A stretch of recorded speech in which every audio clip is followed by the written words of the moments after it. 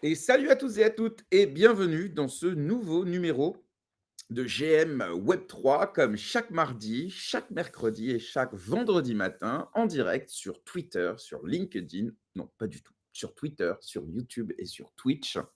Je suis très heureux de vous retrouver ce matin pour un programme exceptionnel avec des invités non moins exceptionnels. Donc avant de commencer, évidemment, n'oubliez pas de vous abonner à mon compte sur Twitter si vous ne l'êtes pas déjà, sur notre chaîne YouTube, donc GM Web3 Podcast, sur la chaîne Twitch aussi, si vous regardez l'émission sur Twitch. Salut à Cryptomanium. Et donc voilà, abonnez-vous, mettez des commentaires, activez la cloche. Si vous regardez l'émission, enfin si vous écoutez l'émission en podcast, n'oubliez pas de noter le podcast et de vous abonner pour être informé à chaque nouvelle vidéo, chaque nouvelle émission, puisqu'elles sont systématiquement diffusées en replay, en vidéo sur YouTube et en podcast sur toutes les plateformes de podcast habituelles. Alors, avant de commencer, je vais remercier le partenaire historique de GM Web3 qui nous accompagne depuis de longs mois.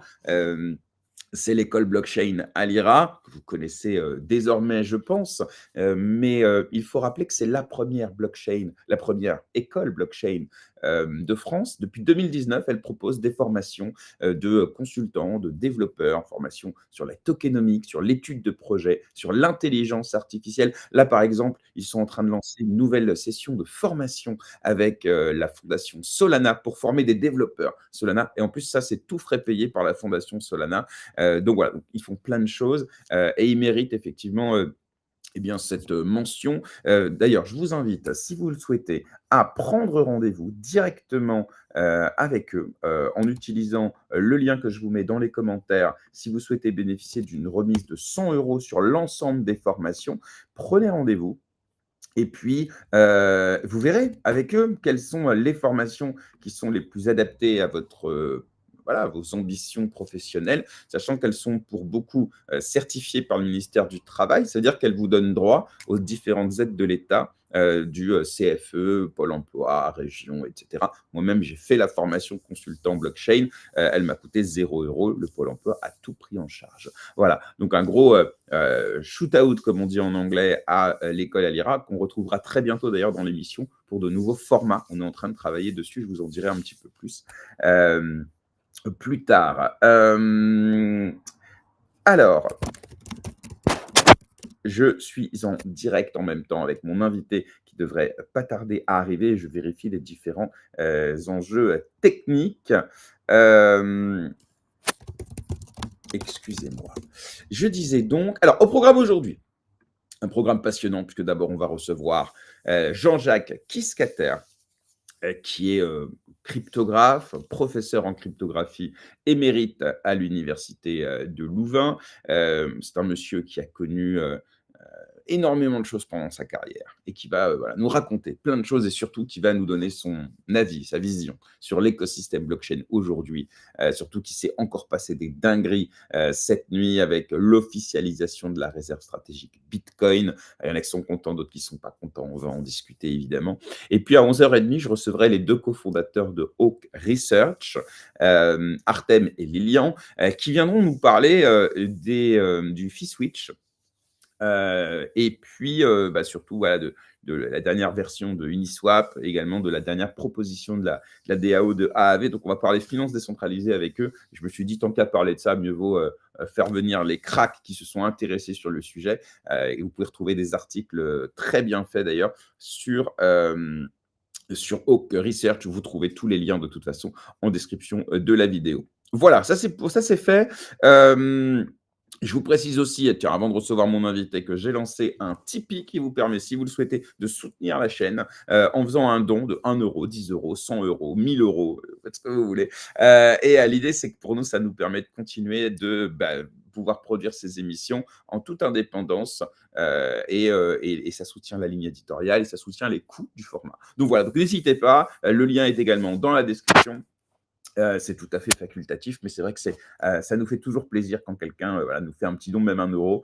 Ça prouve que vous aimez le contenu et que vous en souhaitez davantage. Voilà, cette introduction est terminée. Je vais maintenant recevoir mon invité du jour avec lequel on va passer une bonne heure, presque 1 heure et demie même, à discuter un petit peu de tout ça. Alors d'abord, on va vérifier que techniquement tout fonctionne. Alors d'abord, je le reçois. Bonjour Jean-Jacques, est-ce que tu m'entends bien? Alors hier, je rappelle pour les coulisses, hier on a fait un test avec Jean-Jacques pour s'assurer que tout Oui, fonctionnerait bien. ça va. Il y a 10h06, c'est dans quelques Alors là, instants. j'ai Nous contacté les gens. sommes ravis d'accueillir Lily Rouhane qui viendra nous parler de Je la langue t'entends française Jean-Jacques qui bat son plein jusqu'au 23 mars. et je Et à suis partir mis du en 15, revanche pas. effectivement, le découvert dans les villes démo. Elles sont au nombre de 14 de ces villes démo cette année. La langue française, en fait, qui célèbre ses 30 ans. Si la Libec de Guillaume Mettez de Nathalie Stas. Non, tu n'entends pas ma télé ne marche pas. On est ravis de savoir avec eux, vous Non. À la radio alors, mais j'entends une émission. Euh, de la première. Pour partager avec nous vos réflexions, vos questions, quel que soit le sujet. T'entends Parfait. toujours ma télé? C'est bon, c'est tout prêt. Elle Bonjour marche pas. Jean-Jacques. Non, c'est Ah, il y la a radio dans une autre pièce. Ah bah tu vois, pour le coup, on entend d'ici. Ah, Comment vas-tu? désolé, hein. Je vais fermer la tenture. Entendu, on t'attend. Alors avec Jean-Jacques, nous allons ensemble d'abord rappeler un petit peu qui il est. Il va nous raconter un petit peu son parcours. Alors, je précise qu'il est déjà venu dans l'émission 3 fois. Et vous pouvez retrouver les émissions en replay sur YouTube. Et à chaque fois, je vous dis, c'est une grosse masterclass. Je vous dis, à chaque fois, c'est des moments de vie, des anecdotes exceptionnelles. Voilà, je vous le dis. Donc, allez regarder si vous voulez ces précédents passages dans l'émission sur la chaîne YouTube de GM Web 3, dans lequel on passe en revue tout son parcours. Il a fallu 3 émissions, je vous le dis. Donc là, pour le coup, cette fois-ci, on va faire une rapide présentation de Jean-Jacques et ensuite, effectivement, on parlera un petit peu des sujets d'actualité et on essaiera d'avoir son avis de OG. Je ne sais même pas si le terme est suffisant pour lui. Alors, parmi les sujets que j'ai préparés en attendant que Jean-Jacques revienne, on va parler évidemment de la politique crypto américaine. Donc, ça va nous amener à discuter en gros, ce qui se passe aux États-Unis au niveau des cryptos depuis 1 an au moins, je pense. Donc, l'ère Gary Gensler, l'élection de Donald Trump, toutes les déclarations autour des cryptos. Et puis, jusqu'à hier soir, cette nuit, où il a officialisé la réserve stratégique Bitcoin, et quelques jours avant où il avait décidé de rajouter des altcoins. On va rentrer un peu dans le détail ensemble. Ensuite, avec Jean-Jacques, on parlera de régulation. On essaiera de comparer un petit peu la régulation américaine et la régulation européenne. J'aimerais bien avoir justement son avis là-dessus. Jean-Jacques, tu me dis quand tu es de retour. Bien. Alors, est-ce que tu m'entends bien? Bon. Je ne sais pas quoi dire. Est-ce que Tu tu m'entends? m'entends? Moi, je t'entends, moi. J'entends pas, hein. Et le son est mis au maximum. Je devine ce que c'est, mais le problème est que tu n'utilises pas un Restream, je n'utilise pas habituellement, et mon ordinateur n'a peut-être pas tous les paramètres, il est assez sécurisé pour ne pas l'utiliser. Donc je dois aller chercher les paramètres pour dire oui, vous pouvez employer le micro, etc. Tu vois? Ouais. Le problème, il est là. Enfin, mais je sais, oui, enfin bon. Et ouais, prends ton temps pour essayer de régler le problème. Parce que sans le son, c'est vrai que ça va être un peu compliqué. Je ne te cache pas. Donc ensuite, on parlera, comme je disais, de régulation. Non, ça. Oh là là, fatigant.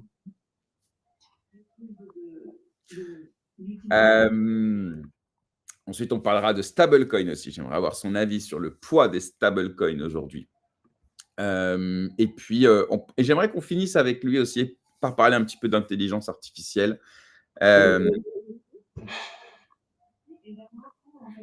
Tu m'entends toujours pas, Jean-Jacques? C'était qu'hier aussi, hein, soyons clairs. Hier, tu m'entendais?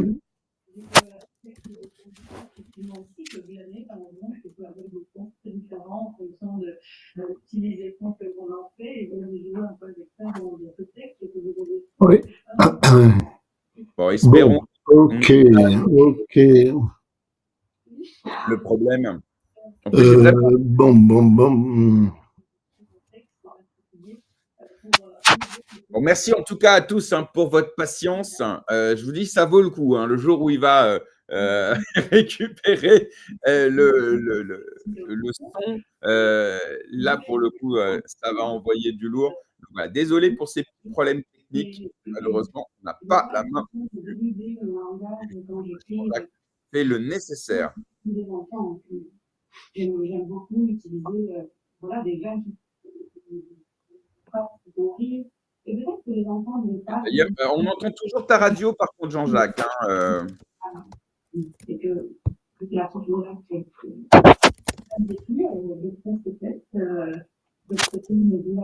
oui, quand même, c'était un défi. Surtout, j'avais On va réussir à régler le problème technique. de la main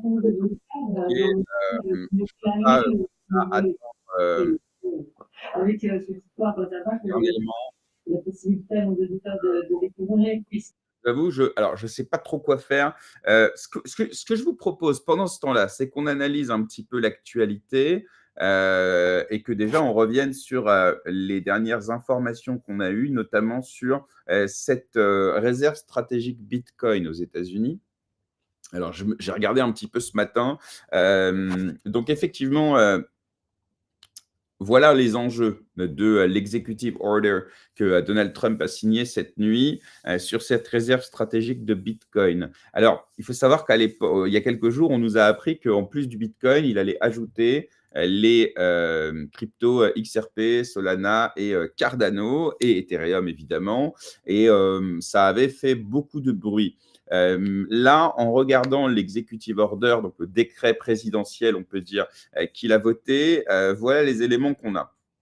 D'abord, cette constitution de réserve stratégique de Bitcoin sera essentiellement faite avec les actifs qui sont saisis par le Department of Justice. Donc, en fait, ce sont les actifs qui sont saisis à l'occasion d'enquêtes, à l'occasion de condamnations qui impliquent des crypto-monnaies par la justice américaine. Donc ça, on savait effectivement qu'il invitait le gouvernement à ne plus vendre les bitcoins saisis pour constituer cette réserve stratégique. Donc ça, il en avait déjà parlé même à Nashville en juillet dernier, mais on s'imaginait qu'il allait en acheter. On se rappelle d'ailleurs aussi que Cynthia Lummis, dans son projet de loi pour constituer cette réserve stratégique en bitcoin, avait préconisé l'achat d'1 million de bitcoins sur 5 ans, donc de 200 000 bitcoins par an, c'est ça, pendant 5 ans. Donc, c'était ça le projet à la base. Hop, on va voir si Jean-Jacques a réussi à régler son problème. Il nous le dira.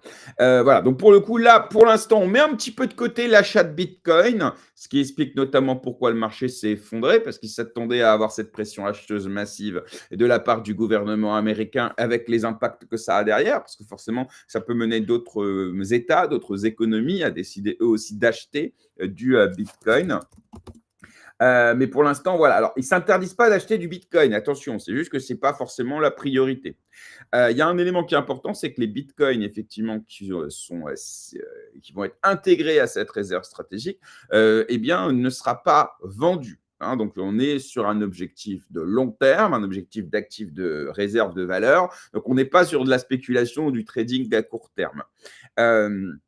L'idée, effectivement, c'est que les secrétaires du Trésor et du Commerce seront autorisés à élaborer des stratégies budgétaires neutres pour acquérir des bitcoins supplémentaires. Donc, quand on dit stratégie budgétaire neutre, ça veut dire qu'il ne faut pas que ça coûte d'argent aux contribuables ou pas trop, il ne faut pas qu'on s'expose trop. Donc, voilà, c'est pas très clair pour l'instant, mais voilà, l'idée, c'est de faut pas oublier la situation de Donald Trump aujourd'hui. Donald Trump, il a une opinion publique qui est plutôt favorable, à 54%, et que l'une de ses promesses, c'est de mieux utiliser l'argent du contribuable américain. Le DOGE, département d'efficacité économique, est en train de couper là, dans les dépenses de l'État, de USAID, etc., pour essayer de faire en sorte de faire des économies. Pourquoi ? Parce que les États-Unis savent très bien que, eh bien, ils ne peuvent être puissants que s'ils ont une économie saine, et pour ça, faut couper dans les dépenses. Il n'y a pas trop d'autres solutions.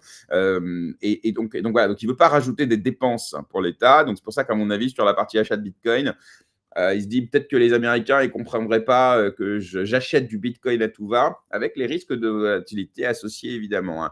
Donc bon, alors concernant les autres cryptos, Ethereum, XRP, Solana, Cardano, ces autres cryptos, elles aussi, elles seront intégrées à la réserve stratégique de Bitcoin via les actifs saisis. En revanche, eux, ils pourront être vendus si nécessaire, et il n'y a pas d'achat qui est prévu pour cela. Donc on voit qu'il y a bien une différence qui est en train d'être faite entre Bitcoin et les autres crypto-monnaies. Bitcoin ne peut pas être vendu, il peut potentiellement être acheté, alors que les autres cryptos, il ne peut pas être acheté, et en revanche, il peut potentiellement être vendu. Voilà, donc déjà, ça doit rassurer, j'imagine, un petit peu tous les bitcoiners qui se disaient, mais qu'est-ce que ces cryptos ont à faire ici? Il y a une vraie différence. Ah, Jean-Jacques, a priori, m'entend. En revanche, je ne le vois plus. Mais il devrait normalement régler le problème de caméra et pas le plus important. Donc voilà un petit peu pour ce qui se passe. Alors il faut savoir en l'état que le gouvernement américain détient actuellement 200 000 bitcoins. Tu m'entends, Jean-Jacques? Moi, je t'entends pas. Et Ah, là, je t'entends. tu m'entends? Oui. Bon, mais voilà, donc tout marche bien, désolé. Mais donc c'est un problème d'interaction entre Firefox et le stream. Bon, eh bien, écoute, rentrons directement dans le vif du sujet. Merci en tout cas d'avoir fait l'effort de régler ces petits problèmes techniques. D'abord, avant tout, évidemment, merci beaucoup d'avoir accepté mon invitation.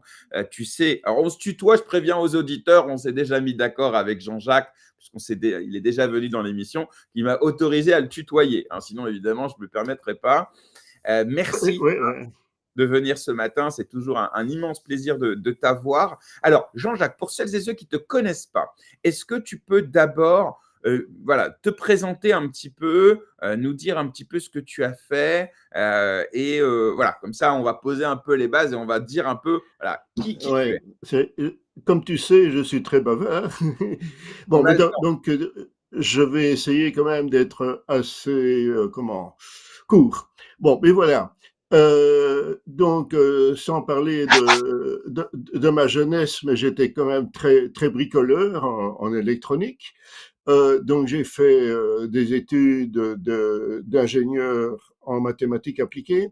Alors, en Belgique, les études d'ingénieur, c'est pas la même chose qu'en France. Ça s'approche plus, sans me vanter, de Polytechnique. Bon, alors, j'ai fait ma thèse de doctorat en informatique en France, à AOC, et ça m'a permis de rentrer très vite ainsi dans la communauté française de recherche, etc. D'autre part, dès le début de ma carrière, j'ai travaillé chez Philips, dans un laboratoire de recherche qui était à Bruxelles et qui était très renommé. Alors, on m'avait engagé là pour travailler sur les circuits logiques, donc les circuits qui étaient utilisés par les ordinateurs, etc. Et finalement, ben voilà, là je rentre un peu plus dans le vif du sujet. J'ai découvert, non, j'ai pas découvert, mais j'ai découvert le papier, l'article de Diffie-Hellman sur la cryptographie, et j'ai demandé à mon chef si je pouvais travailler là-dessus. Il m'a dit oui, et Là, on est bon, en je quelle passais année des temps. Pardon de Attends, t'interrompre. On est à peu près en oui. quelle année à ce moment-là? où tu découvres un peu la cryptographie? Oui, non, mais je connaissais bien la cryptographie à l'époque parce que en primaire et en secondaire, on employait pas mal de cryptographie pour communiquer et pour éviter que le prof ne comprenne ce qu'on raconte. Et c'était moi qui étais chargé de casser les codes des autres groupes. Donc c'est quelque chose que je connais depuis très longtemps. Bon, voilà. Alors, chez Philips, grande chance pour moi, et c'est un hasard, c'est que donc, bon, je démarre la cryptographie et on a l'appui au plus haut niveau de Philips. Donc, ça veut dire de conseil d'administration à Eindhoven. Alors, ce qui veut dire quasiment avoir tous les moyens, tous les contacts et tout. Alors, avec la puissance de l'époque de Philips. Alors, bien, je vais à une conférence à La Baule, donc en France, et là, je découvre que quelqu'un connaît l'existence de la carte à puce. Nous, à l'intérieur de Philips, on travaillait sur la carte à puce déjà à ce moment-là. On a commencé à en parler fin 79, et moi j'ai commencé à travailler sur la carte à puce en 80. C'est-à-dire qu'on était vraiment parmi les précurseurs. Pas les tout premiers, mais les précurseurs. Alors bon, donc j'ai démarré des collaborations en France ainsi, et comment on a cherché quelles étaient les applications des cartes à puce, et les premières qu'on nous a demandé de traiter, c'était le paiement. Donc, j'ai commencé à faire des paiements électroniques en 1980. Bon, c'était rudimentaire, évidemment, et on a publié les premiers articles sur le sujet en 82. Donc, c'est vraiment très vieux par rapport au domaine. Et puis, bon, la cryptographie pratique est arrivée dans les cartes à puce grâce à notre laboratoire, principalement. Et puis, malheureusement, notre laboratoire a fermé en juin 91. Mais entre-temps, moi, j'avais eu l'occasion d'aller très souvent à une conférence qui s'appelait, et qui s'appelle toujours d'ailleurs, Crypto en Californie, à Santa Barbara. Et là, j'ai eu l'occasion ainsi de rencontrer, je me rends compte aujourd'hui, la plupart des gens qui ont tourné autour de Bitcoin. Ça veut dire concrètement que j'ai donné des exposés juste avant ou juste après des noms bien connus dans Bitcoin. Alors bon, à l'époque on se rendait pas bien compte. Et puis il y a quelqu'un que je connais très bien depuis 1983, qui est David Chaum. Alors David Chaum, c'est quelqu'un évidemment d'assez grand en cryptographie. C'est lui, sur un tout autre nom, qui a inventé finalement, mais sans l'implémenter, la blockchain. C'est lui qui a inventé toutes les techniques cryptographiques, ou presque, pour vous protéger les écoutes, donc protéger la vie privée. Et c'est lui qui a inventé finalement la monnaie électronique, plus ou moins comme on la connaît actuellement. C'est Alors, aussi, donc pardon de oui, te pardon de te couper, mais corrige-moi si je me trompe, mais je crois que c'est aussi, l'inventeur de Tor, le navigateur, oui, privé. Donc ouais, effectivement, c'est lui. Il a aussi travaillé sur le ZKP, le Zero Knowledge Proof. Donc ouais, David Lee Chaum. J'invite celles et ceux qui ne le connaissent pas à aller se renseigner un peu sur Wikipédia. Vous allez voir, c'est un gros oui, morceau des pères fondateurs de Bitcoin, on peut dire. oui, oui, on est bien d'accord. Et d'ailleurs, je ne comprends pas pourquoi il n'est pas cité dans le papier. Ça Alors c'est que toi, aussi. tu es cité. Et c'est ça qui est Alors que excellent. oui, alors c'est un grand mystère. Mais non, non, oui. Donc les techniques inventés par David Chaum ont été utilisés par Tor, mais c'est pas lui qui a travaillé sur Tor. Hein. Il faut bien voir les choses. Et pour des raisons, je dirais, Oui, il a bossé sur Mix presque. Network, c'était Oui, l'ancêtre de oui, Tor. Lui, il a travaillé sur Mix Network, l'ancêtre de Tor. oui, on est d'accord, parce qu'il faut bien voir que Tor, au début, c'était un logiciel de l'armée américaine, la Navy, et donc c'était contraire à ses opinions, plus ou moins en tout cas. Ouais. Et donc voilà. Mais par contre, les techniques, c'est lui qui les a inventées. Alors bon, le point, c'est lui qui a, avec un autre, Edward de Jong, que je rencontre encore de temps en temps et avec qui j'ai encore eu des contacts il y a 2, 3 semaines. C'est lui, donc David Chaum, qui a bien détecté quels étaient les problèmes pour faire une monnaie électronique indépendante. Il a, ça veut dire le problème de la double dépense, par exemple, qui est quand même un des soucis résolus par Bitcoin. Et David Chaum, avec Edward de Jong, avait trouvé une solution élégante, mais pratiquement incompréhensible pour le commun des mortels, si je puis m'exprimer ainsi, parce que ça employait des astuces plus ou moins de type zero knowledge. Je dis plus ou moins parce que c'est quand même pas tout à fait ça, mais enfin quand même, pour traiter ça. Ça voulait dire que si vous dépensiez 2 fois votre argent, eh bien, ça revenait à donner votre clé secrète. Et donc, c'était pas Ah OK, fallait pas faire, quoi. d'accord. Mais bon, donc ça, c'était pas très pratique.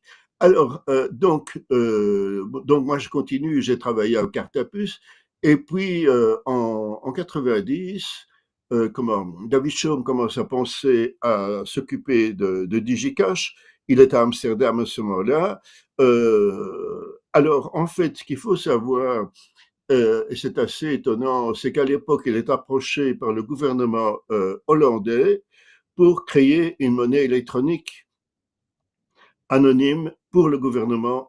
Alors lui s'y met et bon, donc il pense aussi travailler avec Philips. J'y étais encore toujours et donc on a des réunions avec lui. Il parvient à obtenir un projet européen de le nom, ce qui s'appelle Café. Et finalement, donc, il utilise les puces que j'avais conçues pour Philips pour faire de la monnaie électronique. Et j'ai même encore la maquette. Et donc, voilà. Et puis, pour des raisons diverses et variées, mais liées au caractère de notre ami David Chaum, ces projets n'ont pas été conclus, non pas parce que ça marchait pas, non pas parce qu'il n'y avait pas l'argent, mais parce que David Chaum avait l'impression qu'on était en train de lui voler ses idées. En gros, en gros. J'étais pratiquement là quand il a décidé que c'était fini. Et alors, bon, donc, d'autre part, quand j'étais chez Philips à la fin du laboratoire, on a eu un changement, je dirais presque de paradigme. À l'époque, tout le monde travaillait dans la communication au niveau du binaire, et puis on nous a demandé de changer de ton et de parler en termes de multimédia. Alors, quelle est la différence? Ben, c'est qu'on change de couche. Et d'autre part, on va un cran plus haut, on va vers l'application, et donc on parle à ce moment-là du son, de l'image qui nous permet de nous communiquer actuellement. Alors, bon, voilà. Donc, on est. Et alors, bon, donc on regarde avec l'un ou l'autre, à la fin du labo Philips, quelles sont les implications par rapport à la signature, par rapport à la localisation, par rapport au temps. Et, sans blague, on imagine, début 91, je dirais, ce qu'on appellerait aujourd'hui blockchain. C'est pas tout à fait ça. En fait, on avait été trouver l'ordre des notaires de Bruxelles qui employait déjà des communications électroniques. C'était pas Internet évidemment, mais ils travaillaient avec des modems entre eux, etc. et ils imaginaient déjà d'employer la signature électronique, se doutant bien que s'ils faisaient pas ça, ils allaient être doublés. Donc, on va les notaires et on imagine un système où le notaire de base signe un fichier, pas un fichier PDF parce que ça n'existait pas à l'époque, mais bon, fichier binaire quand même, et puis il envoie au centre des ordres de notaires qui eux signent aussi, et puis parce que c'est important le temps, donc il faut de l'eurodatage, comme on dit, ils ont imaginé avec nous de les chaîner. Donc ça veut dire que l'on était capable a posteriori de savoir dans quel ordre d'apparition, d'un point de vue cryptographique, c'était arrivé. Et bien ça, c'est l'idée de la blockchain. Euh, alors, bon, mais c'était pas la blockchain telle qu'on l'imagine aujourd'hui, parce qu'il y avait deux problèmes. Il y avait la signature des notaires, ça, c'était un peu différent parce que c'était utilisé pour signer, mais c'était pas pour que ce soit sur la blockchain. Et il y avait la signature de l'ordre des notaires, ce qui n'existe plus. Et puis un jour, malheureusement, c'était à la fermeture du labo quasiment, on s'est rendu compte qu'on n'avait pas besoin des signatures et qu'on pouvait utiliser uniquement les fonctions de hachage. Et là, c'était des fonctions. Bon. Alors bon, donc l'idée reste en tête. Et en 96, oui c'est ça, le gouvernement belge imagine de faire un appel d'offres pour la standardisation. Alors, moi, j'avais toujours l'idée de ce qu'on avait fait quelques années avant, et donc on imagine avec mes collègues de la KUL à Leuven, on imagine donc un projet qu'on a appelé TAMSEC, sécurité du temps. Et entre-temps, Stuart Taber et Stornetta avaient imaginé le blockchain. Il y a trois articles qui sont référencés dans le papier de Satoshi. Et il faut savoir que quand Stuart Haber a présenté, parce que c'est celui qui l'a présenté, son article, et ben c'était dans la même session que moi. Donc en fait, j'ai parlé juste après. Et moi, je parlais à ce moment-là de la carte à puce utilisée finalement aussi par David Chaum, pour dire que tout colle ensemble, etc. Ouais. Alors voilà, oui. Et alors, bon, donc, Stuart Haber, bon, je le rencontre plusieurs fois, une fois chez lui à New York, et finalement, on le prend comme consultant pour notre projet TAMSEC. Et, et alors, bon, lui avait une société qui faisait déjà de l'eurodatage, et comment et en fait, il n'utilisait pas Internet, mais il utilisait un journal, un quotidien, donc le New York Times, les petites annonces. Et là, régulièrement, pas toutes les 10 minutes comme Bitcoin, mais toutes les semaines, il mettait un témoin de hachage. Alors, nous, on est quand même un peu plus ambitieux. Le web est apparu entre-temps, tout récemment d'ailleurs à l'époque, et donc on se propose de mettre donc la blockchain sur Internet, et on emploie effectivement tous les trucs bien connus à l'époque déjà, donc les arbres, etc. Et Arbre de maths. Internet. Oui, exactement. Et donc, on emploie Internet. Et il y a deux sites à l'époque de nœuds, un à Leuven et à l'autre à Louvain-la-Neuve, et ça a fonctionné plus ou moins pendant 2 ans. Et en fait, on s'était partagé le travail.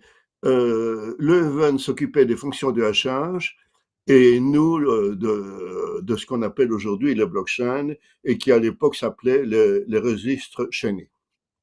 Alors, ce qu'il faut savoir, c'est que notre rôle, c'était pas faire seulement de la recherche et des réalisations, mais c'était de la standardisation. Et donc, on a été à l'ISO, on a été dans les comités Internet et on a ainsi démarré la standardisation des blockchains en 97, quelque chose comme ça. Et d'ailleurs, très curieusement, il y a deux comités aujourd'hui, un qui s'appelle blockchain et l'autre qui s'appelle registre chaîné, et dont l'origine doit être située dans notre travail, mais qui est passé, je ne sais pourquoi, assez inaperçu. Il faut savoir aussi que Satoshi n'employait pas le mot dans ses papiers de blockchain. Hein. Il parlait bien de chaîne, de blocs, mais ce n'était pas en un seul mot. Alors, bon, voilà. Donc, on a démarré ça. Et donc, on a publié 5 articles au total. Il y a des rapports aussi de recherche parce qu'on devait justifier nos financements. Le financement était quand même assez important puisqu'il a permis, entre autres, de payer deux doctorats complets. Et puis, ça en est resté là parce qu'il n'y a pas eu, malheureusement, de suite. Et puis voilà, ça c'est un peu mon histoire par rapport à Bitcoin. Alors j'ai continué à rencontrer toutes les personnes, Stuart Haber, David Chaum encore récemment, et bon, Alors, on je se crois que pose bien la question. Oui, pardon, pardon. oui, vas-y. Non, non, je Non, t'en prie. vas-y. Tu nous avais raconté, lors de tes précédents passages, qu'à l'occasion d'une conférence, tu avais, succédé, au micro, d'autres personnes. Est-ce que c'était Hal Finney ou quelqu'un d'autre? Mais tu nous avais raconté que tu avais aussi croisé, d'autres, «pères fondateurs» entre guillemets de Oui, non, Bitcoin. oui, oui, non, non, Alfinet, je l'ai croisé plusieurs fois à Santa Barbara, donc à la crypto. Et deux fois, j'étais dans la même session que lui. Une fois, je parlais avant lui, et une autre fois, juste avant lui, et une autre fois, juste après lui. Et il y a des photos où on voit Al, Stuart Haber et moi, ensemble, parce que la session était dirigée par Stuart Haber. C'est quand même intriguant hein, quand on voit ça. Mais surtout Donc, a ça veut dire, posteriori, que, tu nous rappelles bien dans ton récit que, il faut pas faire d'anachronisme. C'est-à-dire qu'à l'époque, nul n'imagine ce que sera Bitcoin aujourd'hui. À l'époque, il y a pas de white paper, il y a pas tout ça. Vous êtes juste entre énormes guillemets, hein, des chercheurs, des industriels, des cypherpunks, des personnes qui sont attachées à la, disons, liberté, attachées à la préservation de la vie privée. Donc ça peut être, voilà, économique, idéologique, philosophique, mais technologique, mais vous savez pas forcément ce qui va découler de tout ça à l'époque. Et donc c'est ça qui est passionnant quand on t'écoute, parce que il y a peu de personnes qui peuvent aujourd'hui, en français, a fortiori, nous raconter cette époque-là. C'est pour ça que c'est toujours un plaisir de te. oui, oui, merci beaucoup, mais on est quand même plusieurs.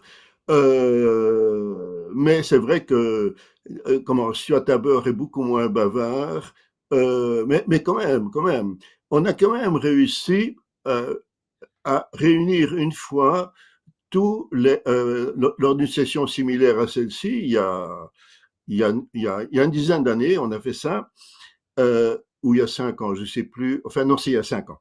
Et donc, l'idée était de réunir tous les orateurs, tous ceux qui étaient cités dans le papier de Satoshi. On les a tous contactés et on a réussi. Donc, j'ai comment, une copie d'écran de ça, sauf qu'au dernier moment, Merkel n'a pas voulu participer. Alors qu'il avait été d'accord. C'est un peu dommage. Mais donc, on a eu tous les autres, Haber, Stornetta et effectivement, etc.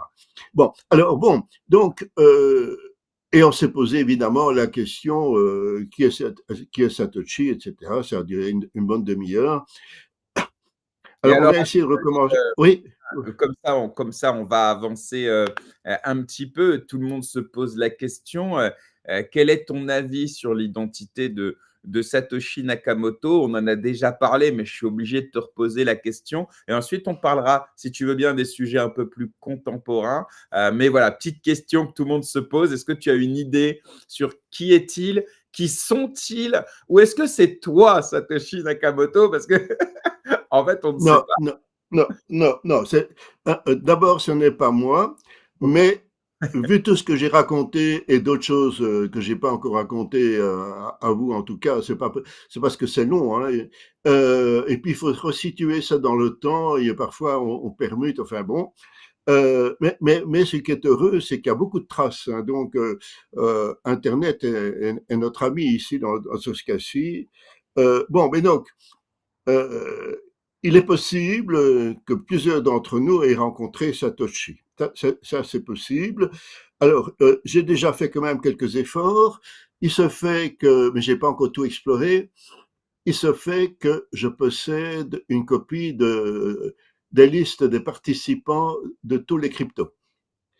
Je possède aussi, ça j'ai retrouvé récemment, la liste des participants comment, de l'article qui est cité dans le white paper, donc qui est un article dans une petite session où il y avait 40 personnes aux Pays-Bas.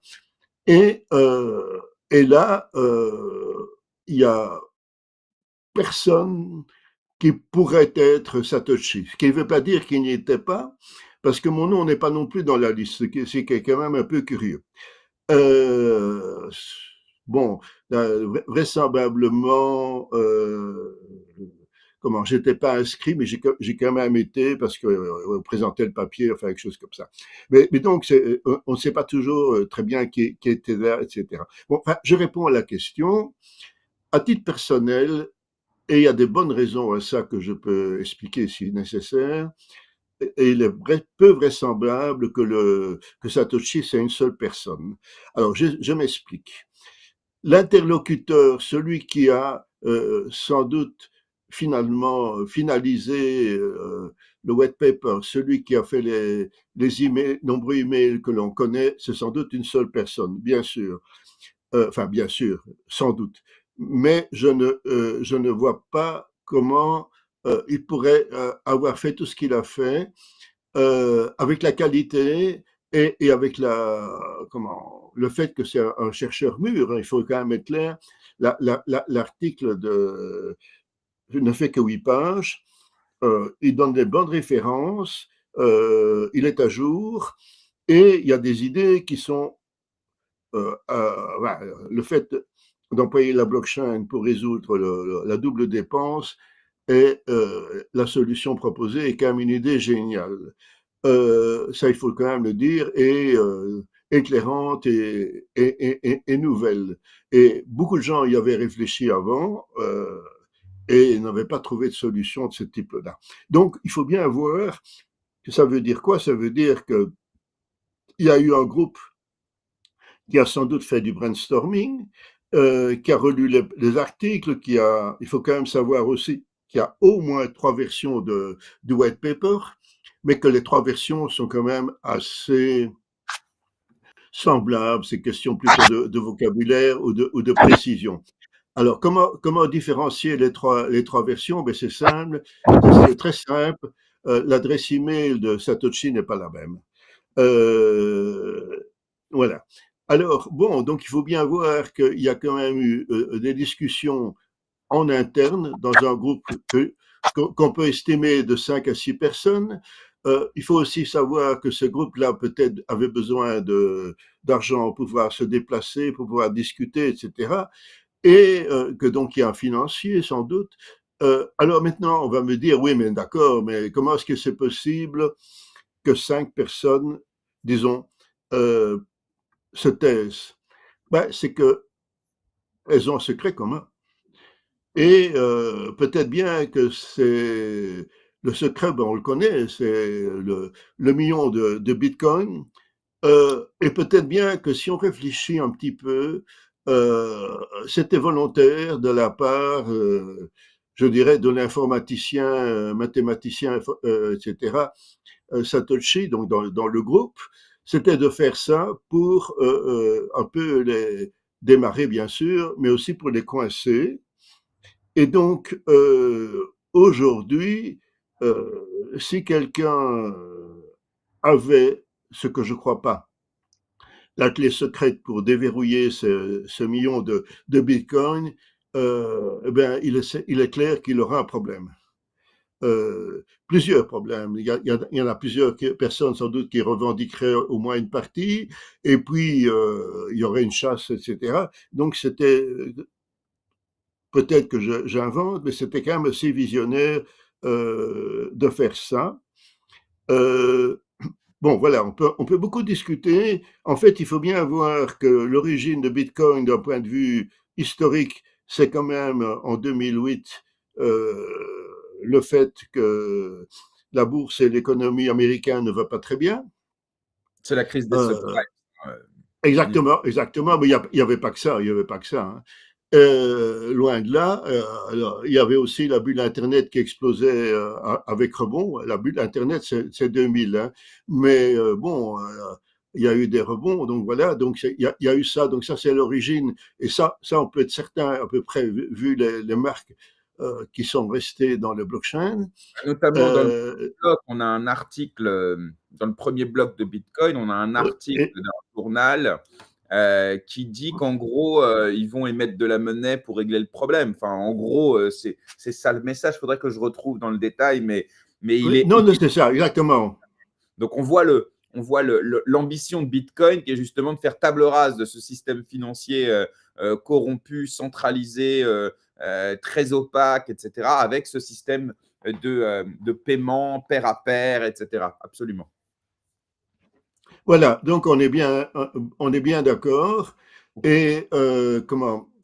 Oui, c'est ça. Donc il y a l'époque se Euh, situe très bien, c'est très bien. Alors il faut bien voir aussi quand donc notre ami Satoshi a disparu, c'est quand il y a eu comment la le fait qu'on a voulu employer des bitcoins pour soutenir Assange.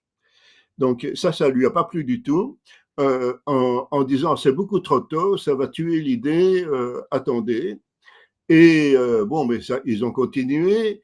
Et donc il a dit, bon, il a dit, je résume, hein, et il a dit bon, j'arrête. Alors bon, voilà, donc il y a, enfin j'arrête de me manifester, je m'occupe d'autre chose. Bon, alors voilà, donc ça c'est un peu le point. Parce que au départ, je ne crois pas que Satoshi avait l'intention de partir comme ça. Il avait des contacts avec plein de gens, et il était sur au moins une ou deux listes, etc. Donc c'était anonyme, mais très ouvert. Et j'ai déjà raconté ça, mais j'ai pas retrouvé. Il est vraisemblable que j'ai reçu au moins un email de Satoshi, mais sans savoir que c'était lui. C'est après que je me suis dit, ah, ça c'est pourquoi? Parce que il y a quelqu'un qui m'a envoyé un email plus ou moins anonyme, me posant des questions, et après je me suis dit, ah, ça pourrait bien Satoshi. Et je suis pas le seul. On a retrouvé encore récemment plein d'emails de lui dans d'autres endroits. Donc c'était quelqu'un finalement au départ très ouvert, hein. Très Voilà. intéressant. Merci beaucoup, Jean-Jacques. J'aimerais maintenant, si tu veux bien, qu'on parle un peu plus d'actualité. Oui, D'abord, je m'en doutais, oui. non, non, mais c'était important vraiment d'abord de savoir un petit peu qui tu étais, de te poser deux, trois questions. On ne peut pas s'empêcher, évidemment. Mais si on parle un peu d'actualité, j'ai préparé quelques petits sujets et voilà, je te les propose et puis tu n'hésites pas à nous donner un peu ton avis. D'abord, on ne peut pas parler On n'a pas préparé, hein, donc je découvre. exactement. C'est souvent comme ça dans l'émission. L'invité, il vient et et on voit avec lui en live. Non, alors parlons voilà, de ce qui se passe aux États-Unis.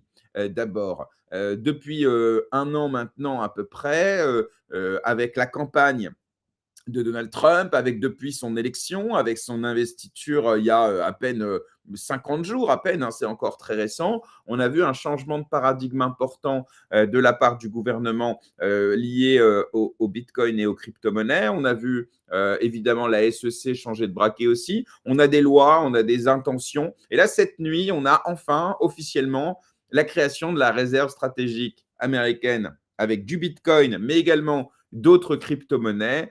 Voilà pour le contexte très rapidement. Ceux qui nous suivent, évidemment, sont au courant. On en a déjà parlé 20 fois dans l'émission. Moi, j'aimerais savoir comment toi, tu vois, avec ton expérience, cette évolution très rapide de la vision des institutions, notamment gouvernementales américaines, pour le Bitcoin. Est-ce que tu t'y attendais? Est-ce que tu es surpris? Est-ce que tu trouves que ça va vite? Est-ce que tu trouves que c'est bien? Que c'est pas bien? Voilà, je te laisse nous dire ce que tu en penses. Prends ton temps. Oui, d'accord. D'abord, je me doutais bien qu'on allait me poser une question comme ça. Alors, il faut savoir aussi que, coïncidence intéressante, c'est que aujourd'hui, à la Maison Blanche, il y a une réunion très importante de démarrage de tout cela, donc peut-être même dans le bureau ovale. Et donc, oui, il faut bien voir, quand on réfléchit un petit peu, euh, Bitcoin, l'origine, en partie, c'est les cypherpunks. Eux s'attribuent à peu près tout, mais ça, c'est pas vrai.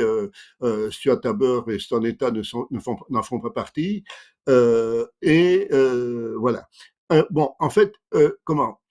Donc, c'est une idée libertaire. Alors, libertaire, ça veut dire, aux États-Unis principalement, peu ou pas de gouvernement. Donc, c'est quand même intéressant comme concept. Donc, l'idée, c'est de grâce, d'essayer de nous faire Bitcoin et que le gouvernement ne s'en occupe pas et ne s'approprie pas. Bon, alors, bon, arrive Trump, je parle de sa deuxième candidature, ou troisième, et bon,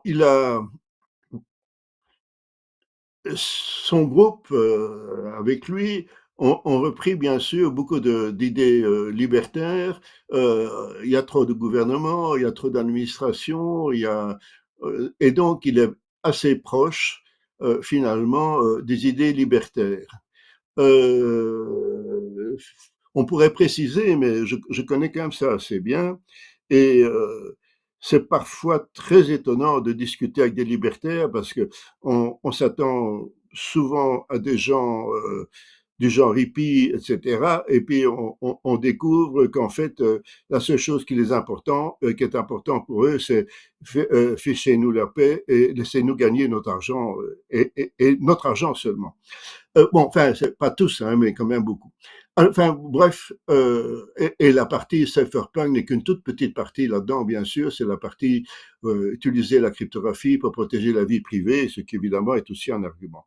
Bon, alors voilà, donc euh, c'est quelque chose de très tentant pour Trump d'utiliser ça. Et quand il y a eu la fameuse réunion aux États-Unis rassemblant tous les adorateurs de Bitcoin, eh ben, comment Trump était là, et il a fait un discours. Bon, c'était un discours électoral, évidemment, au départ, pour récupérer tous ceux qui pensent comme ça. Et sans doute qu'il a réussi en partie, mais même si une partie de ces gens sont dit, oui, se sont dit, tout mais pas ça. Bon, donc lui continue dans cette voie. Et donc, on est quelque part, si on me demande mon avis, on est dans le paradoxe. Voilà une monnaie, je parle de Bitcoin, je ne parle pas des autres nécessairement parce qu'il faudrait examiner l'une après l'autre, mais je parle bien de Bitcoin. Voilà une monnaie totalement décentralisée où il n'y a pas de chef, ça fonctionne grâce à l'informatique, le calcul, le minage et la cryptographie. Euh, et voilà que ça commence à être récupéré par je vais dire, le gouvernement le plus puissant au monde pour l'instant. Alors bon, on peut se poser beaucoup de questions et que voir pour l'avenir? Alors d'abord, Ça peut avant de entrer. parler de l'avenir, si tu veux Oui, bien, permets-moi de t'interrompre parce que ça me vas-y, vas-y, vas-y. suggère une question. Par définition, Bitcoin est, enfin, tout le monde peut l'utiliser par nature. Il est ouvert à tous, n'importe qui peut décider de le miner, peut décider d'en détenir, peut décider de le transférer, et ce sans aucun tiers de confiance. Le fait aujourd'hui que les gouvernements décident d'en acheter, d'en détenir, pourquoi pas même de se lancer dans le minage, en fait, pourquoi pas? Si c'est ouvert à tous, ça peut être aussi ouvert aux gouvernants, aux puissants, etc. Alors, je me fais l'avocat du diable, mais comment est-ce qu'à l'époque, ceux qui ont fondé Bitcoin ou ses précurseurs, vous n'avez pas anticipé ça? Oui, ben là, je peux peut-être en parler un petit peu. Donc, il est bien clair, si on lit correctement, sans a priori, les messages, etc. de l'époque, il est clair que Satoshi et les gens qui le soutenaient pensaient plutôt à un niveau personnel. Ils pensaient bien que les gens allaient utiliser leur ordinateur, ce qui était d'ailleurs pas vrai au début. Hein. En général, les gens utilisaient l'ordinateur au boulot ou à l'université. Enfin, ça, c'est une autre histoire. Et comment? Mais donc, il y a au départ, c'était vraiment l'individualisme au service de tout le monde, et c'était bien pensé. Enfin, moi, ça, c'est vraiment mon avis. Et, euh, et donc, ils n'ont, semble-t-il, pas pensé vraiment que des entités comme des gouvernements, il n'y a pas que les USA, hein, il y en a d'autres, euh, allaient l'utiliser. Et là, peut-être qu'il y a eu soit un manque de réflexion, soit un peu de naïveté, je ne sais pas, hein, et soit, dit, on va voir comment ça va venir. Mais en tout cas, quand on voit la façon dont ça a été présenté au départ, éventuellement un peu l'évolution, donc le fait du refus de l'utilisation pour financer Assange, etc., on se dit bien que si ça avait été à l'époque repris par des gouvernements, il y aurait eu des grands hurlements. Ouais, ouais, ouais, je comprends. Mais ça, c'est intéressant, tu vois, de se dire qu'ils n'ont pas pensé à ça. Alors, évidemment, c'est toujours plus facile à la fin du film de dire c'était lui le méchant, je le savais. Mais quand même, a posteriori, le côté permissionless de Bitcoin bah, laisse par nature la porte ouverte à tout le monde et à n'importe qui.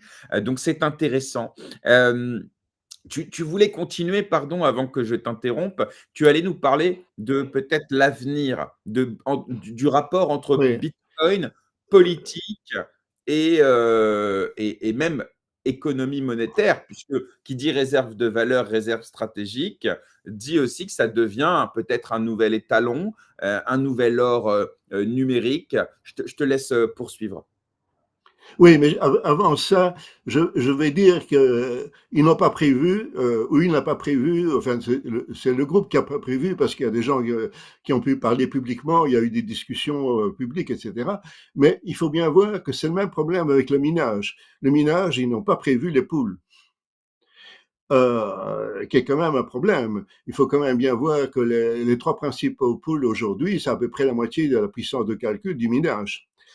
Et que les 6 premiers, c'est 3/4. Donc, et il faut bien voir que Les poules, pour ça, c'était pas. Ouais. pardon, Attends, il y a un écho, il y a un écho. Oui. Oui. non, pardon, je disais les poules, hein, pour préciser, ce sont eh bien, des entités qui agrègent plusieurs mineurs individuels dans une seule poule et qui finalement bah, concentrent une puissance de calcul, tu disais, hein, massive, alors que eux peut-être avaient envisagé une multitude de mineurs individuels et pas qui se concentrent, voilà, juste pour préciser. Oui, tout à fait. Non, non, mais t'as bien dit. Oui, je comprends bien que, enfin, je te fais confiance. C'était le guide pour expliquer là, quand je vais trop vite ou que je décolle C'est parfait. de, de l'audience. Bon, mais voilà. Très bien. Sois Oui, oui. admirable. Alors bon, Voilà. je vois que il y a une remarque qui est faite dans un gros problème, la question des poules de minage, en effet, c'est beaucoup plus grave que ce qu'on pourrait croire, parce que, bon, les poules, on pourrait encore croire qu'ils sont indépendants, mais le sont-ils vraiment? Ils peuvent très bien avoir des accords secrets, etc. Et ça c'est un tout autre sujet, on pourrait une fois en discuter. Euh, Est-ce que Ouais. les poules trichent ou pas, et un peu, et comment le détecter? Enfin, ça c'est un tout autre sujet. Et Alors, voilà. sur l'avenir, Donc, je réponds à la question. Je réponds à la oui. question maintenant. Donc, le futur. Il y a, j'ai un peu réfléchi à ça, mais je ne suis pas le seul, bien sûr. La crainte que l'on peut avoir, c'est que le gouvernement américain et peut-être d'autres veulent influencer le cours des bitcoins. Bon, on sait que le cours des bitcoins, on peut un peu l'influencer. Il y a eu déjà des tentatives. On peut aussi deviner que, par exemple, les Chinois et la Russie ont essayé, mais c'était des coups d'essai, c'était des sondes. Euh, il y a aussi des groupes qui comment achètent en cachette des bitcoins. Et donc aujourd'hui, il faut bien voir que j'avais un graphique devant les yeux, mais je l'ai pas pris devant les yeux. Mais il faut bien voir que si on enlève les bitcoins perdus, les bitcoins de Satoshi, etc., on doit être pas très loin, un peu plus sans doute, parmi les bitcoins engendrés, d'un quart à un tiers, je dirais, qui sont libres pour faire des paiements, mais qui sont en fait utilisés principalement pour garder et obtenir de la valeur. Donc, si ce mélange actuel change, au profit de gouvernements ou de grosses sociétés, ce qui est à peu près la même chose, je crains que là, qu'on ait un petit peu dérouté, même détourné l'idée de Bitcoin. Alors maintenant, est-ce qu'il est capable de survivre à ça? Dans un premier temps, certainement. Je ne vois pas. Je ne parle pas des autres crypto-monnaies, hein, je parle bien de Bitcoin. Et je crois bien qu'il est suffisamment solide pour résister à tout ça, mais il est très difficile de prévoir l'avenir, et même l'idée de notre ami, si j'ose dire, Trump. Imaginez que Trump dise, écoutez, maintenant on va faire du minage, la NSA, ça sert à rien, on n'a pas besoin d'espionner la Russie, on va maintenant, à partir d'aujourd'hui, la NSA va faire du minage.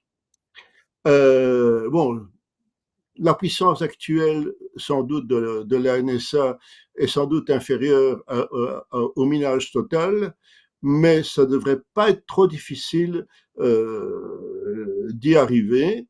Alors, ce Mais qui veut d'ailleurs, dire, bon, tu dis, oui, pardon de t'interrompre, dans son discours à Nashville, il dit cette phrase, il dit, à un moment donné, tous les bitcoins seront minés sur le sol américain. Le mais oui, dernier, mais c'est, c'est ça. euh, Ouais. oui, non, mais c'est ce que j'allais dire. C'est vraiment apparemment l'objectif. Mais si il faut bien voir que la sécurité du consensus est basée sur le minage. Même si on mine plus que des epsilon euh, de, de Bitcoin, ça continuera comme ça. Et donc, à un moment donné, il y a un danger réel de prise de contrôle. Et bon, il faudrait voir les ordres de grandeur. je crois quand même qu'on a dépassé les ordres de grandeur qui permettraient de prendre un grand comment, contrôle, mais il y a pas le contrôle, ce n'est pas que les puces, hein, ce n'est pas le fait de les coordonner, c'est aussi le coût de l'énergie et la permission de le faire, etc.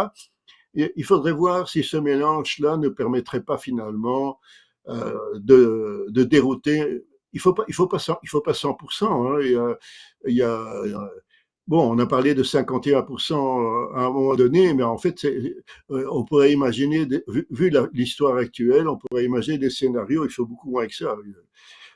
Enfin, non, pas moins que ça. Et donc, oui, il y a un danger et apparemment, ceux qui conseillent Trump le considèrent non pas comme un danger, bien sûr, mais comme une possibilité. Ok, Voilà, ça c'est un peu une réflexion à avoir. Oui, voilà, non, j'ai mais c'est fini. intéressant. Et c'est vrai que les bitcoiners maximalistes qu'on reçoit parfois dans l'émission ont tendance à évacuer ce risque en disant que le protocole, de toute façon, est plus fort que tout. Ils regrettent évidemment la mainmise des puissants, évidemment. Mais en revanche, beaucoup nous ont dit ici dans l'émission que, en fait, le protocole de toute façon est suffisamment résilient et robuste pour ne pas, à ce niveau-là, en tout cas, risquer quoi que ce soit. Donc, c'est intéressant d'avoir ton avis là-dessus. Le deuxième sujet que j'avais prévu, c'est la partie réglementaire. Alors pareil, dans ton expérience, tu sais que souvent la technologie, elle a connu par la réglementation soit des effets de propulsion, soit des effets de barrage. Là, on a connu sur les crypto-monnaies en Europe beaucoup d'effets barrage. Et puis là, on a aux États-Unis une ère nouvelle qui s'ouvre où la réglementation s'apprête à devenir beaucoup plus favorable. On l'a notamment vu avec l'abandon des poursuites de la SEC d'une dizaine de grosses entreprises crypto, donc, ou certains qui ont été mis en pause, le temps que justement que la régulation soit plus claire. Là aussi, comment toi, tu vois l'impact de la réglementation, de la régulation, des lois sur le développement des crypto-monnaies? On peut parler de Bitcoin, même si c'est vrai qu'aujourd'hui, hein, on est obligé de faire la différence entre Bitcoin et tout le reste des crypto-monnaies. C'est quoi ton approche par rapport à la réglementation, toi?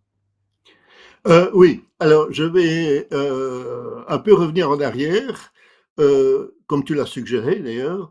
Donc l'histoire de la réglementation de la cryptographie.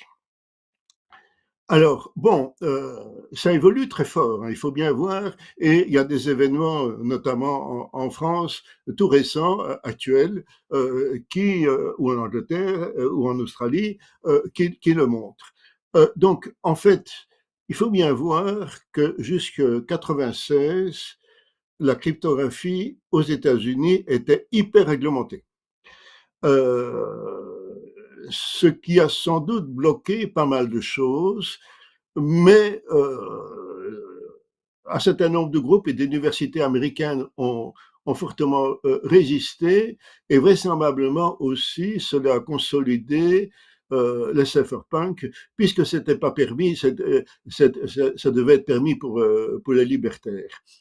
C'est tout à fait vrai ce que je dis là, et on peut voir ça avec de multiples exemples.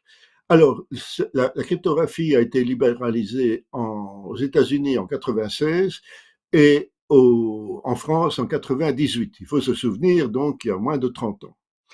Euh, ça a eu des impacts. Bah, en France, par exemple, ben, ça a un petit peu bridé la recherche, quand même, en tout cas la recherche civile et publique. Mais aujourd'hui, tout ça est rattrapé et sans problème. Le problème qu'il y a aujourd'hui, et là, je vais faire la jointure entre Bitcoin et cela très vite, c'est qu'aujourd'hui, on estime, enfin, un certain nombre de gouvernements, y compris le gouvernement français pour une part aujourd'hui, que l'usage de la cryptographie va trop loin. Alors, ça veut dire quoi? Ça veut dire qu'on essaie de mettre des backdoors ou bien des Ouais. circuits fantômes, que sais-je. Alors, Euh, Oui, Je vas-y, tu oui. tu dis est complètement d'actualité, et ça nous rappelle, ce qui s'est passé avec Apple au Royaume-Uni, sur lequel le Voilà, gouvernement exactement.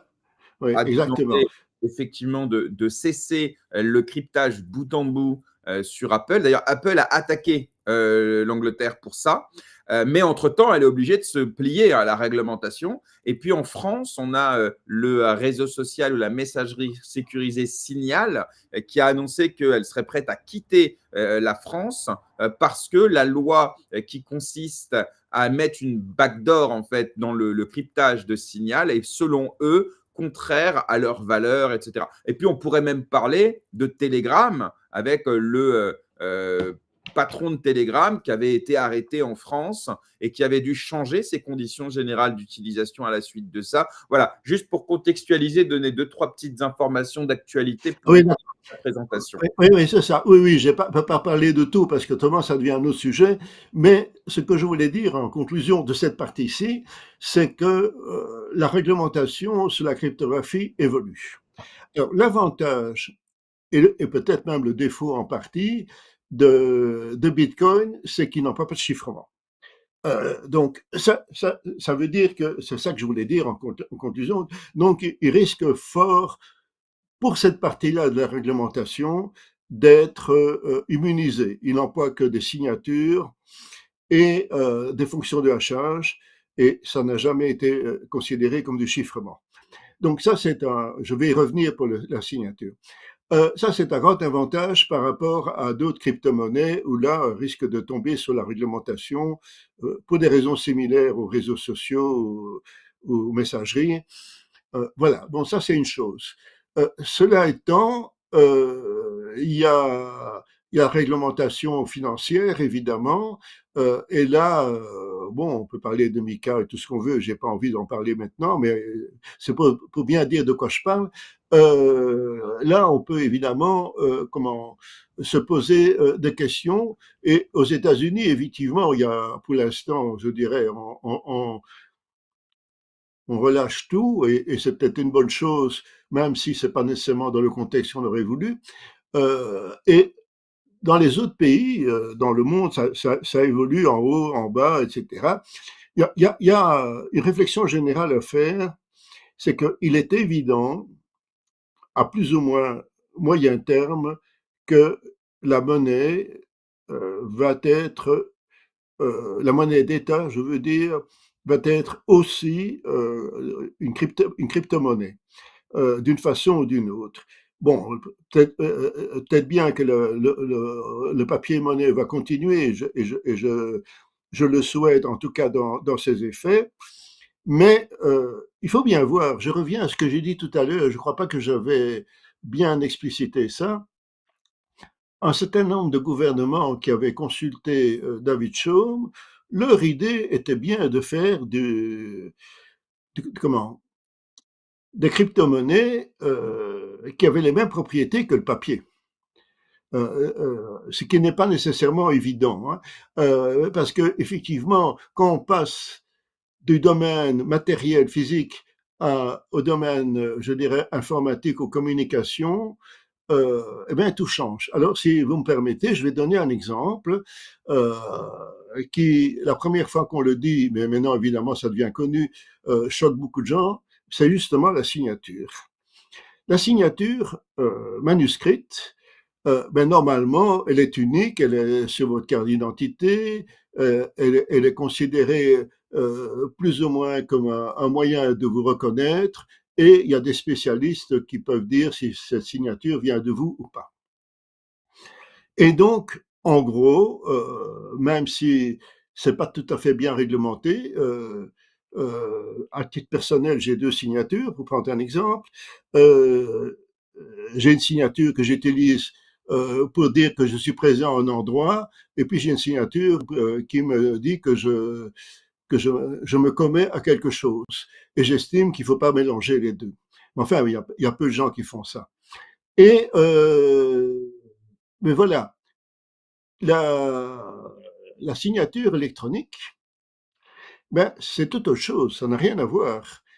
Contrairement à ce qu'on pourrait croire, même si l'idée vient de là, chaque signature est différente. Donc, chaque fois que vous signez un document, ben, il est différent. La signature est différente parce que si c'était pas différent, ben, on serait pas faire la différence entre la signature de tel document et de tel autre document. Donc, c'est tout à fait contraire à l'idée de signature manuscrite. La signature manuscrite, normalement, elle est intégrée au papier qu'on a utilisé. L'encre rentre dedans plus ou moins, alors que la signature classique informatique, eh bien, elle est détachable. Et donc n'importe qui peut signer un document à côté du vôtre. Et on peut faire comme ça des parallèles qui sont totalement disjoints entre les deux. Bon, voilà, donc il faut bien voir que passer dans du papier monnaie au papier digital, digicash, eh ben, ça change plein de propriétés. Et il faut bien réfléchir, etc. Bon, alors je reviens au problème du futur. Et là, je reviens bien au gouvernement américain d'une certaine façon, et ça peut perturber tout, et ça peut être utilisé d'une façon imprévue. Ben, la signature qui est utilisée dans Bitcoin, elle est considérée par les services du gouvernement américain, donc la NSA et le NIST pour parler des services en particulier, comme étant obsolète depuis 9 ans. Pourquoi? Parce qu'elle n'est pas assez longue, etc. Et ils considèrent ça publiquement, en tout cas, à cause de l'éventuelle apparition des ordinateurs quantiques. Mais il n'y a pas que ça comme problème. C'est éventuellement que les courbes elliptiques qu'on utilise pour signer sont faibles, alors que les courbes elliptiques en général sont peut-être bonnes. Mais on n'a pas fait nécessairement le meilleur choix, et puis il y a des découvertes, enfin, etc. Donc, c'est aussi une bombe éventuellement qui pourrait atteindre, c'est à évaluer, hein, je ne prétends pas que ça casse tout, c'est que quelqu'un un jour lâche la bombe. Vous savez, moi je sais casser toutes les signatures de Bitcoin. Imaginez ça. Alors qu'on sait déjà que c'est fragile. Ça veut dire quoi? Ben, ça veut dire que celui qui sait faire ça, il peut récupérer le million de bitcoins de Satoshi. Il peut dire c'est à moi. Et vu les protocoles si solides, soi-disant, eh bien, on ne pourra pas éviter ça. Donc ça, c'est quelque chose que les maximalistes n'ont pas pris en compte parce que d'abord, ils ne savent pas ou ils minimisent. Mais il faut bien voir que tout ça se place dans un cadre qui dépasse bien sûr Bitcoin, mais de la lutte entre les Chinois et les Américains sur le contrôle des ordinateurs quantiques et de la cryptographie. Et une victime collatérale potentielle, ça pourrait être Bitcoin. Alors il faut savoir que Satoshi avait prévu ça. Donc Satoshi avait bien dit, vous savez, le logiciel que je vous ai dit, que vous ai donné, là, ben, c'est une preuve d'existence, une preuve de test. Faites attention. Et il faudra peut-être, il a dit ça autre part aussi, peut-être bien qu'il faudra changer la cryptographie et évoluer. Et là, je reviens à notre papier qui est dans le white paper. Nous avions écrit ça en 97 et en fait, on en avait tenu compte. La blockchain qu'on avait implémentée à l'époque employait 2 fonctions de hachage pour chaque opération. Donc, au cas où il y en a une qui est cassée, eh ben, on peut continuer avec l'autre. Donc, on avait prévu un système, comme on dit, à double accrochage. Et ça permettait aussi, s'il y en a un qui est cassé, ben, de continuer avec l'autre et puis de remplacer la première, et ainsi de suite. Ça n'a pas été retenu pour des raisons d'efficacité, et puis parce que c'était une expérience au départ par Bitcoin, mais il faudra peut-être y revenir.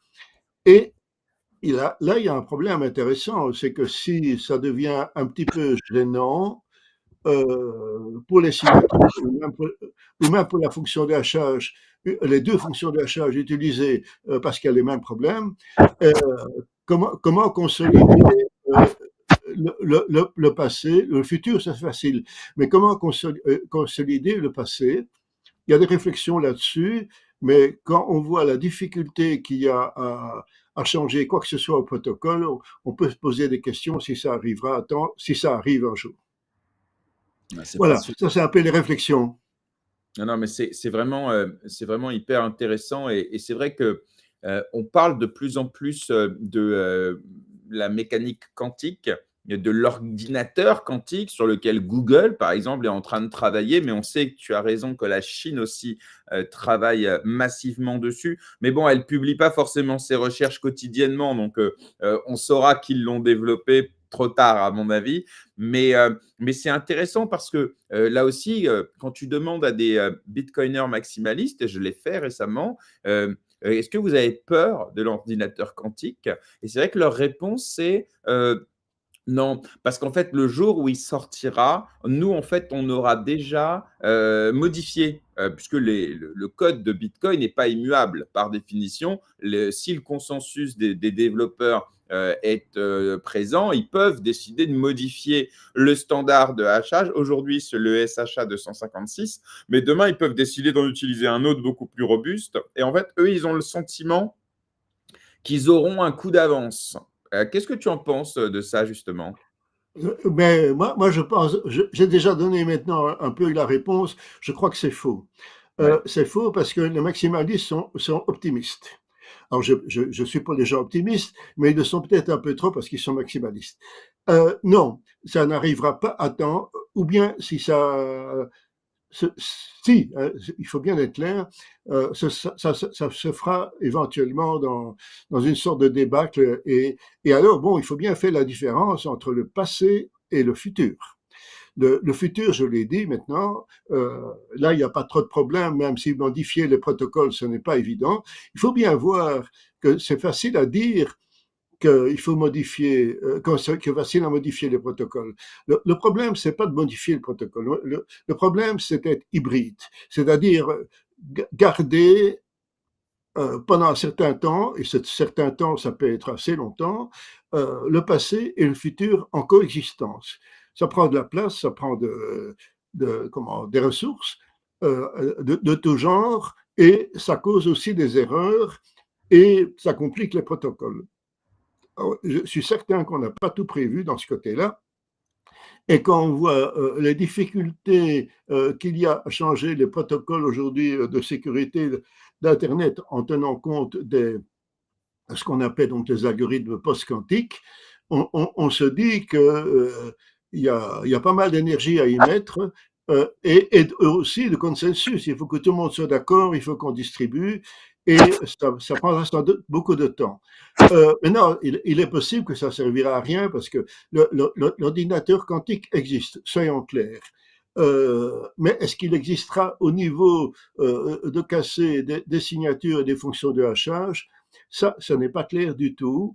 On va avoir des surprises positives et des surprises négatives. Et comme tout le monde, je suis incapable de dire le bilan. Mais par contre, les ordinateurs quantiques, ça existe, ça sert et ça servira pour plein de choses en chimie, en physique des matériaux, peut-être même il suffit de voir ce que fait Airbus, etc. Ça servira peut-être pour les fusées et les avions, pour bien les profiler. Donc là, et pour les matériaux pharmaceutiques, etc. Là, il est évident que c'est une bonne approche. Ouais. Mais comment pour le calcul intensif, là, on a aujourd'hui des problèmes de scalabilité. OK, Voilà. merci Jean-Jacques. Dernier, sujet, dont j'aimerais te parler avec toi. On pourrait parler ensemble pendant des heures, mais j'ai un dernier petit sujet. J'aimerais qu'on parle d'intelligence artificielle. Je ne sais pas si c'est, un sujet, sur lequel tu as travaillé, si c'est un sujet qui t'intéresse, mais j'imagine que oui. facilement. Alors, pour mettre un peu de contexte rapide, l'intelligence artificielle, je crois que ça fait des dizaines d'années qu'on travaille dessus. À l'époque, on l'appelait même pas intelligence artificielle, on parlait de machine learning, etc. La science-fiction, les œuvres littéraires et cinématographiques s'en sont emparées et ont fait un peu peur aux populations sur leur évolution. Et puis, on a depuis ces dernières années, on va dire 2, 3 ans, on a eu une explosion de l'usage de l'intelligence artificielle par les particuliers, mais aussi par les professionnels. Ma question, c'est, là aussi, avec ton expérience, est-ce que tu as suivi l'évolution de ce qu'on appelle aujourd'hui l'IA et qu'est-ce que tu vois comme potentiel ou risque, ou les deux d'ailleurs, de l'intelligence artificielle? Et on a à peu près 15 minutes pour en parler, puisque j'ai demandé un petit peu de patience à mes prochains invités, parce que je voulais vraiment qu'on puisse avoir 1 heure et demie ensemble. Donc voilà, donc je t'en prie, parle-nous un petit peu de ce que tu penses de l'intelligence Ouais. artificielle, passé, présent, futur, comme tu le fais depuis tout à l'heure si bien. Oui, mais d'accord. Ben, d'abord, ça m'a souvent intéressé. J'ai un tout petit peu travaillé dedans et je vais prendre 1 ou 2 minutes à dire en quoi j'ai des contacts avec ça. Chez Philips, on a commencé à travailler sur l'intelligence artificielle dans le labo où j'étais en 1985, quelque chose comme ça. Ça s'appelait d'ailleurs pas intelligence artificielle comme tu l'as dit, on parlait de réseaux neuronaux. Et très curieusement, la première application qu'ils ont faite, c'était la bourse. Donc le labo s'est abonné à tous les résultats de la bourse de New York, Wall Street, etc. Et puis on a passé ça à la moulinette et on a découvert plein de choses intéressantes. On n'a jamais rien gagné, c'était pas le but, c'était comprendre, voir si ça pouvait être utile, et donc c'était considéré un peu à l'époque comme de science-fiction. Bon, après la fermeture, j'ai été dans un laboratoire universitaire de mon université actuelle, et la surprise étonnante, un des sujets principaux du labo, c'était les réseaux neuronaux.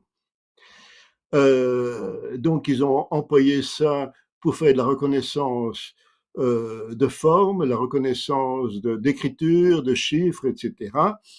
Et ça a donné lieu d'ailleurs à des spin-offs assez importantes, qui existent toujours d'ailleurs. Mais au départ, c'était des réseaux neuronaux faits en matériel et aujourd'hui, ils sont faits en logiciel parce que les ordinateurs sont suffisamment puissants pour ça. Voilà. Alors, donc ça, il faut bien voir que je suis au contact et je connais des gens, etc.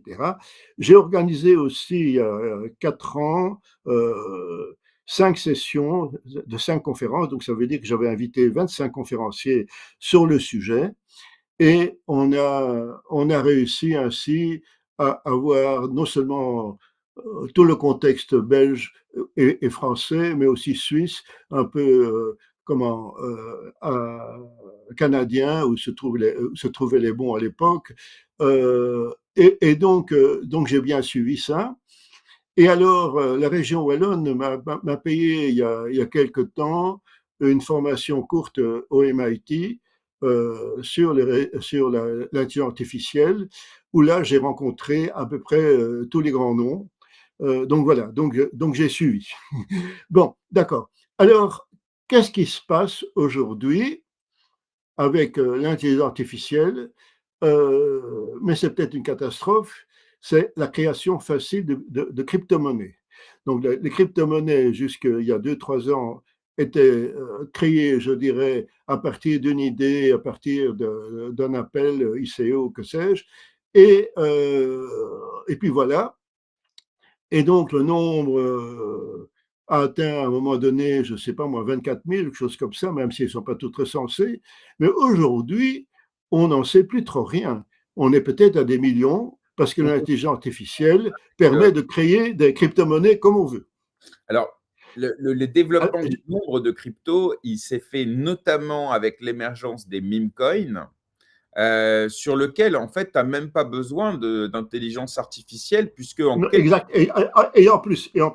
ah ouais, donc et là, on arrive à plus de, je crois, 30 millions de crypto-monnaies, alors qu'il y en avait 3000 lors du dernier bull run, ou 3 millions, je crois. Enfin bref, en gros, il y a une explosion. J'ai plus les chiffres et vous pouvez vérifier Non, peut-être. mais mais il y a les deux. Il y a les deux. Le seul point que je voulais dire, c'était l'introduction, ceci, c'est que il est possible que l'on puisse demander à une intelligence artificielle un peu spécialisée et très puissante de prévoir une évolution de Bitcoin, pour prendre un exemple. C'est ça que je voulais dire. Et de voir et de guider même l'évolution vers certains objectifs. Et là, donc, on peut imaginer, c'est pas de la science-fiction à mon avis, on peut imaginer dans certains temps que l'on va avoir plein de propositions guidées, mais consolidé techniquement par l'intelligence artificielle pour faire évoluer Bitcoin. Alors, est-ce que c'est bon ou pas bon? Je n'en sais trop rien, mais en tout cas, c'est dangereux et ça vaut la peine d'y réfléchir. Donc, autrement dit, pour revenir à ce qu'on a dit tout à l'heure, prévoir des évolutions de Bitcoin, oui, mais pas n'importe comment. Voilà. Alors, bon, j'ai dit que ce n'était pas de la science-fiction. Euh, il faudrait évaluer. Hein. Je n'ai pas fait, j'ai pas fait de test. J'ai pas demandé à Mistral que, imaginez-moi, un Bitcoin plus plus ou que sais-je. Mais je devine que ça va arriver très vite. Et Alors voilà. sur les risques, même sans parler forcément de Bitcoin, sur les risques de l'intelligence artificielle, sur son contrôle, sur, le coût, sur, le risque peut-être même que l'intelligence artificielle se retourne contre l'homme, est-ce que ça, c'est des sujets, qui t'intéressent, sur lesquels tu as fait des recherches ou pas du tout? Non, j'en discute. Je ne dis pas que j'ai fait des recherches, mais j'ai quand même. Alors bon, à quoi je m'intéresse vraiment, et j'ai publié des articles là-dedans dans la presse courante et aussi un petit peu autre part, c'est effectivement l'utilisation de l'intelligence artificielle en cybersécurité. Alors bon, comme toujours, il y a deux faces. Ça permet de pirater et ça permet de contrer. Alors il faut bien voir que aujourd'hui, euh, on peut évaluer que attaquer est un peu en avance en utilisant l'intelligence artificielle par rapport à contrer, mais c'est pas nécessairement gagné comme ça, euh, parce que c'est assez facile d'imaginer des attaques et comme pour les crypto-monnaies, on peut faire ça sans même nécessairement avoir besoin d'intelligence artificielle, ou en tout cas pas beaucoup. Mais c'est clair que on est en train d'atteindre un seuil et on va le dépasser très très vite, très fort, et on ne sait pas très bien où on va s'arrêter. Donc là, effectivement, euh, c'est moins lié à Bitcoin parce que les protocoles là sont quand même très, très solides. Puis, il y a quand même un avantage dont on n'a pas parlé tout à l'heure, mais qui est vrai, c'est que c'est surveillé par beaucoup de personnes. On a plein de copies multiples, etc.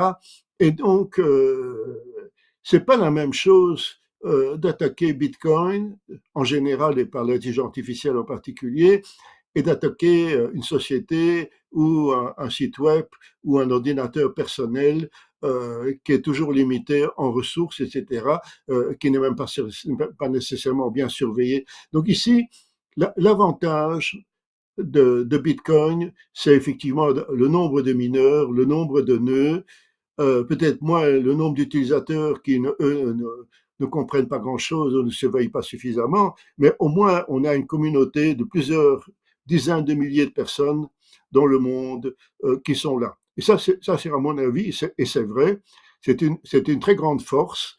Maintenant, elle peut être dépassée, effectivement, par une intelligence artificielle bien ou mal utilisée, et sans doute que ça se passera, je veux dire, des attaques. Il y a On pourrait aussi, pour en revenir à ce que je disais tout à l'heure, voir un petit peu, en employant l'intelligence artificielle, comment on pourrait aussi utiliser cela pour examiner le comportement des acteurs, voir s'il n'y a pas de manipulation, voir si les poules se comportent correctement, etc. Là, je crois que les intelligences artificielles spécialisées pourraient être utiles pour un petit peu détecter mieux les comportements bizarres. Et d'ailleurs, on a une question et on va finir là-dessus si tu veux bien. Je ne sais pas si tu connais le protocole Bitensor, qui est une espèce de, c'est une blockchain, d'accord, qui va favoriser le développement d'applications décentralisées liées à l'intelligence artificielle et qui, dans son consensus, utilise l'intelligence artificielle. Est-ce qu'il serait envisageable, comme le suggère Marwan, j'imagine, de faire une IA de type décentralisé, un petit peu un bitcoin de l'intelligence artificielle? Est-ce que ça, c'est quelque chose que tu penses possible ou pas du tout? Je ne sais pas bien répondre, mais ce serait une expérience intéressante en tout cas, et qui donnera certainement lieu, qui aura lieu sans doute, mais je dirais quand même méfiance de faire ça avec des vraies valeurs. Il y a des gens qui risquent de perdre pas mal de fiat là-dedans. Ouais, non, mais dans tous les cas, il faut toujours faire attention. Et ici, on n'est pas là, évidemment, pour vendre ou promouvoir des protocoles. C'est plus pour l'idée que ça suppose, plutôt que de parler d'un protocole ou d'un autre. Jean-Jacques, merci infiniment d'être venu dans l'émission. Je te dis, on pourrait passer encore une heure à discuter de tellement de sujets. D'ailleurs, je vais te réinviter parce que c'est toujours un plaisir de t'avoir. Merci d'avoir pris le temps de parler de toi et puis de parler de tout ce que j'avais envie. Tu t'es prêté au jeu. Ouais. Ben, merci pour l'invitation aussi. Je suis d'accord de revenir, mais pas tout de suite. Et on arrive vers le printemps et l'été, donc je serai sans doute moins enrhumé que d'habitude. Oui, Voilà. oui, OK. Au je te revoir. réinviterai dans les prochains mois parce que c'est vrai qu'il faut déjà absorber tout ce que tu nous as offert. Merci encore. Je vais te souhaiter, quel jour on est, un excellent week-end. Prends bien Merci, soin de toi pareillement. et puis à bientôt, Jean-Jacques. Merci beaucoup. Au revoir. Au revoir.